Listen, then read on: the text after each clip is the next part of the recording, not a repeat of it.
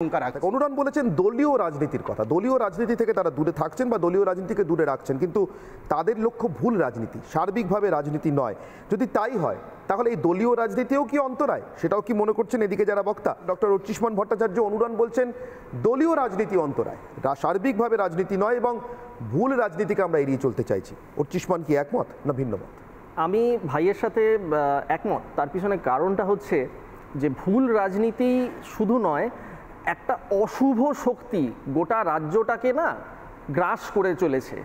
তার বিভিন্ন স্যাম্পল হিসাবে আমরা বিভিন্ন সেক্টরে এই জিনিসগুলো দেখতে পাচ্ছি।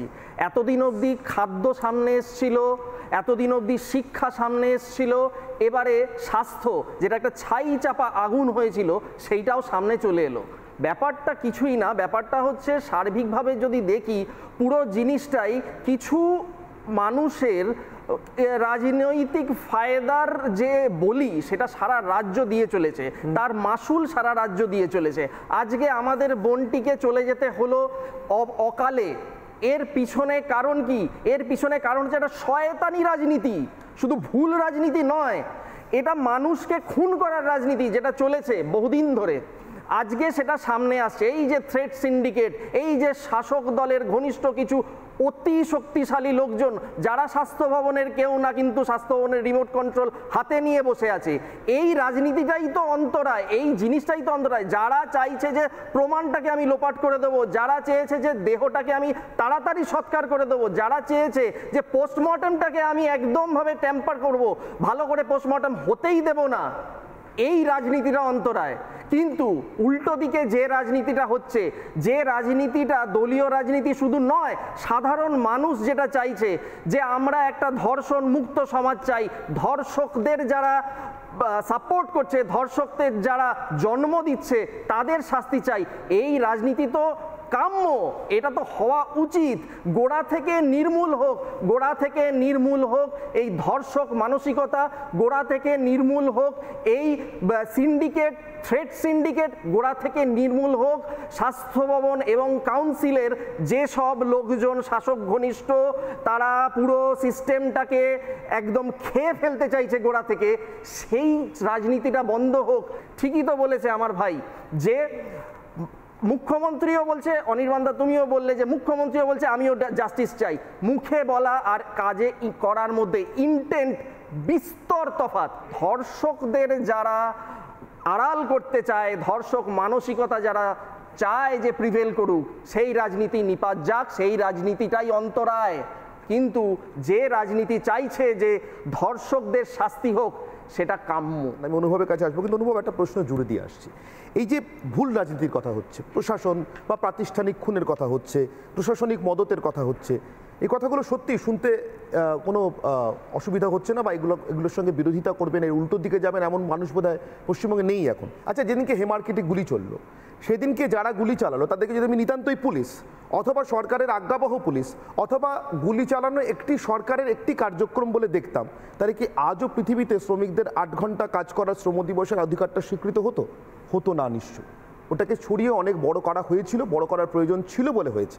ঠিক সেভাবেই বলছি, অভয়ার বিচারের দাবিকে ছোট না করেই বলছি, এই গোল গোল করে সরকার, প্রতিষ্ঠান, তার পিছনে কোন দল, এগুলো না বলে সরাসরি কোন রাজনীতি চাইছি না, কোন দলকে চাইছি না, কোন দল মদত দিচ্ছে এবং তার বিরুদ্ধে সব দল এক জায়গায় হলো আপত্তি নেই, এটা বলতে সমস্যাটা কোথায়? এটাকে কেন অন্তরায় মনে হচ্ছে?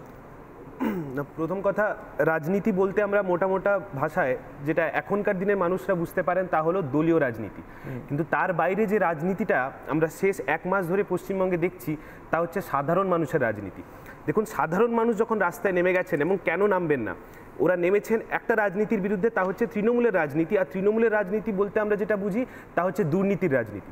তার বিরুদ্ধে সাধারণ মানুষ রাস্তায় নেমেছেন। দেখুন, যে আক্তার আলী, উনি সন্দীপ ঘোষের বিরুদ্ধে কিছু অভিযোগ রাজ্যকে জমা দিয়েছিলেন, রাজ্য তার বিরুদ্ধে, সন্দীপ ঘোষের বিরুদ্ধে অ্যাকশন না নিয়ে অ্যাকশন নিলে আক্তার আলীর বিরুদ্ধে। এটা হচ্ছে তৃণমূলের রাজনীতি। যে প্রমাণ লোপাটের কথা আমরা বলি, অভয়ার যে ধর্ষণ এবং খুন হলো, তারপরে যে প্রমাণ লোপাট হলো, সেটা একটা রাজনৈতিক কারণে হয়েছে। তাই যে ঘটনাটা রাজনৈতিক কারণে হয়েছে, তার প্রতিফলন মানুষ যে আন্দোলন করবে, তা যে রাজনৈতিকভাবে করবে সেটা কিন্তু স্পষ্ট। কিন্তু এখানে রাজনীতি বলতে আমি বারবার মনে করিয়ে দিচ্ছি সাধারণ মানুষের রাজনীতি। দেখুন, মমতা বন্দ্যোপাধ্যায় চাইলে এই আন্দোলনটাকে হয়তো 1 ঘন্টায় ভেঙে দিতে পারতেন যদি এই আন্দোলনে একটা রাজনৈতিক রং লেগে যেত। সেই কাজটা উনি করতে পারছেন না। মমতা বন্দ্যোপাধ্যায় যে জিনিসটা চাইছেন এতদিন ধরে, যে এই আন্দোলনকে আমি যদি রাজনৈতিক একটা রং লাগাতে পারি, তার জন্য অনেক রকম চেষ্টা করা হচ্ছে। কুণাল বাবুরা কলতান দাশগুপ্তের একটা ভয়েস নিয়ে আনলেন, ওখানে একটা পার্টির রং লাগানোর চেষ্টা করলেন, কিন্তু আমরা কুর্নিশ জানাই ডাক্তারদের, তারা কোনোভাবে এতে কিন্তু রাজনৈতিক রং এখনো অবধি লাগাতে দেননি। যে দলে, আমি আবার বলছি কারোকে ছোট না করে, যে দলের 77 জন এমএলএ আছেন এবং আরও একটি দল পশ্চিমবঙ্গের সিপিএম, তারা শূন্য, তাদেরকে আমি ধর্তব্যের মধ্যেই আনছি না, সেই 77 জন এমএলএ এই লাস্ট কয়েক বছরে কোন অ্যাকশনটা মমতা বন্দ্যোপাধ্যায়ের বিরুদ্ধে নিতে পেরেছেন? পারেননি। কিন্তু এই ডাক্তাররা যারা আন্দোলনে বসে আছেন, তারা 7 দিনে এমন কিছু করে দেখিয়ে দিয়েছেন যেটা কোনো রাজনৈতিক দলরাও করে ভাবার কথা, মানে মাথাতেও আসবে না। দেখুন, এই যে সাধারণ মানুষের আন্দোলনের কথা বলছি, ওরা রাস্তায় নেমেছে। দেখুন, লিঙ্গ বৈষম্য যে মমতা বন্দ্যোপাধ্যায় শুরু করলেন, যে 12 ঘন্টা ডিউটি করতে পারবে, মানে মেয়েরা 12 ঘন্টা ডিউটি করুক, বাকি সময়টা ওরা বাড়িতে থাকুক। আমি সেইখানে প্রশ্ন করতে চাই মমতা বন্দ্যোপাধ্যায়কে, আমি একটা মজার ছড়েই বলছি যে মমতা বন্দ্যোপাধ্যায় নিজেও তো একজন মহিলা মুখ্যমন্ত্রী, তাহলে উনি 12 ঘন্টা ডিউটি করে বাকি 12 ঘন্টা পদত্যাগ করে দিক এবং সেই জায়গায় ওভারটাইম করে দিক কুণাল ঘোষের মতো মানুষরা কিংবা সন্দীপ ঘোষের মতো মানুষরা, ওরা পার্ট টাইম মুখ্যমন্ত্রী হয়ে যাক। এই ব্যাপারে এই যে মেয়েরা যাতে রাস্তায়, মানে মেয়েরা যাতে কাজে ফিরতে না পারে, এই যে লিঙ্গ বৈষম্য একটা সরকার তৈরি করছে, তার বিরুদ্ধে মেয়েরা রাস্তায় নেমেছে, তার বিরুদ্ধে প্রান্তিক মানুষরা রাস্তায় নেমেছে। এবং এই আন্দোলনকে মমতা বন্দ্যোপাধ্যায় ভয় পাচ্ছেন বলেই আজকে মমতা বন্দ্যোপাধ্যায়কে নবান্ন থেকে রাস্তায় নেমে এসে স্বাস্থ্য ভবনে আসতে হয়েছে, ছাত্রদের সাথে কথা বলতে হচ্ছে, জুনিয়র ডাক্তারের সাথে কথা বলতে হচ্ছে। সাধারণ মানুষ যে ভয় পাচ্ছে না, এই ভয়টাই মমতা বন্দ্যোপাধ্যায়ের ভিতরে খেয়ে বেড়াচ্ছে।